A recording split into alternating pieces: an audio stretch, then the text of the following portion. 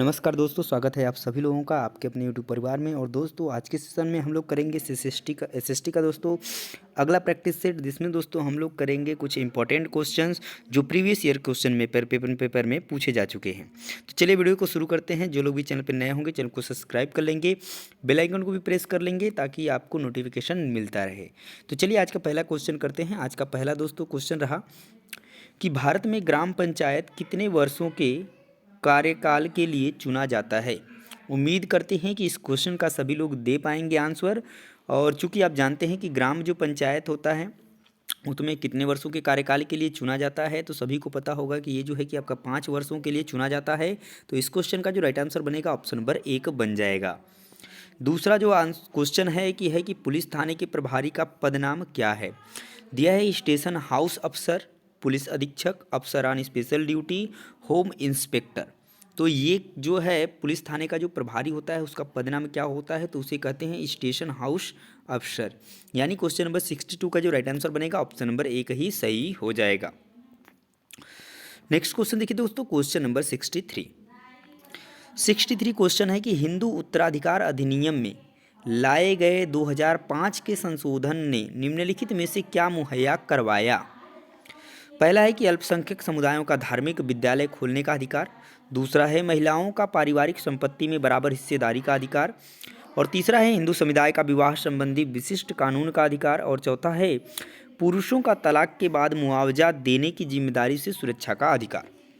देखिए यहाँ पर बात है कि हिंदू उत्तराधिकारी से अगर आप समझ पाएंगे तो यहाँ पर बराबरी का हिस्से वाली बात है कि जो संपत्ति में हिस्सा मिलता था उसकी बात की जगह आएगी।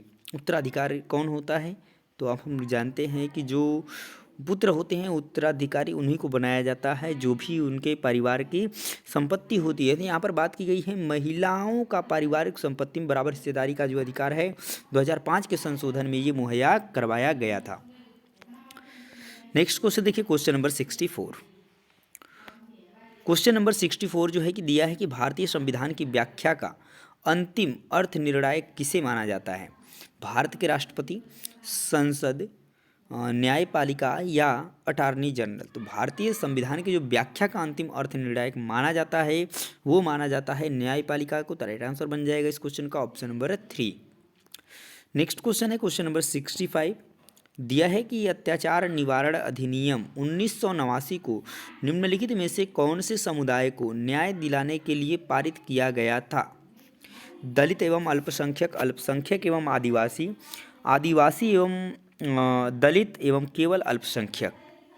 तो ये जो किया गया था आदिवासी एवं दलित समुदाय के लोगों के लिए। तो क्वेश्चन नंबर 65 का जो राइट आंसर बनेगा ऑप्शन नंबर 3 जो है बिल्कुल सही हो जाएगा। नेक्स्ट क्वेश्चन देखिए, क्वेश्चन नंबर 66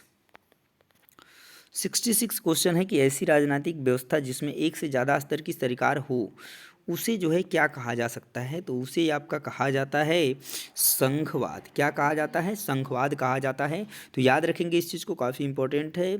ठीक है, तो राइट आंसर बन जाएगा ऑप्शन नंबर 4 इस क्वेश्चन के लिए। नेक्स्ट क्वेश्चन देखिए, क्वेश्चन नंबर 67। कथन वाले क्वेश्चन से ध्यान दीजिएगा। दिया है निम्नलिखित में से कौन सी नीति सामाजिक न्याय को प्रोत्साहित करती है। पहला दिया है कि सरकारी नौकरियों में सूचीगत जो दलित जाति के उम्मीदवार को आरक्षण देना और न्यूनतम मेहनताना कानून पारित करना। तो क्वेश्चन नंबर 67 का राइट आंसर क्या बनेगा। तो यहाँ पर बात की गई है नीति सामाजिक न्याय को प्रोत्साहित करती है। तो दोनों ही चीज़ें क्या करती हैं, प्रोत्साहित करती हैं। तो जो दोनों ही प्रोत्साहित करती हैं, तो जो राइट आंसर बन जाएगा इस क्वेश्चन का वो बनेगा आपका ए और बी दोनों। तो राइट आंसर ऑप्शन नंबर 3 हो जाएगा। नेक्स्ट क्वेश्चन देखिए, क्वेश्चन नंबर 68 है। 68 में क्या पूछा गया है कि नई दिल्ली के जो वास्तुशैली की चर्चा में एक शिक्षक को केंद्रित करना चाहिए। कैसे पर्यटक जो इमारतों को देखते हैं, इमारतों को दूर से कैसे देखा जाना चाहिए, या उसकी शैली पुरानी दिल्ली की शैली से श्रेष्ठ है, कि कैसे यह ब्रिटिश महत्ता और विस्मय का भाव पैदा करता है।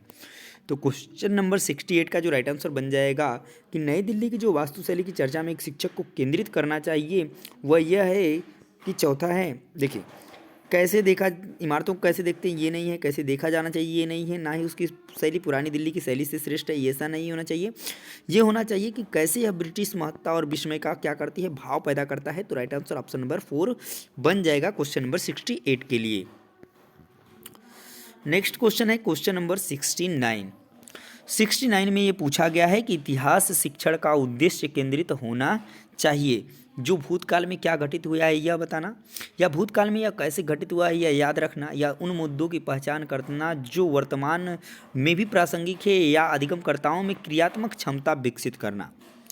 तो क्वेश्चन नंबर 69 का जो राइट आंसर बनेगा, अगर हम इतिहास शिक्षण का उद्देश्य केंद्रित करना चाहते हैं तो उन मुद्दों की पहचान करना जो वर्तमान में भी क्या है, प्रासंगिक हैं, ये सबसे सही होगा। राइट आंसर बनेगा क्वेश्चन नंबर 69 का ऑप्शन नंबर 3। नेक्स्ट क्वेश्चन देखिए, क्वेश्चन नंबर 70 नंबर क्वेश्चन देखिए, दिया है कि समसामयिक मुद्दों को सामाजिक विज्ञान की कक्षा में लाने के क्या उद्देश्य होने चाहिए।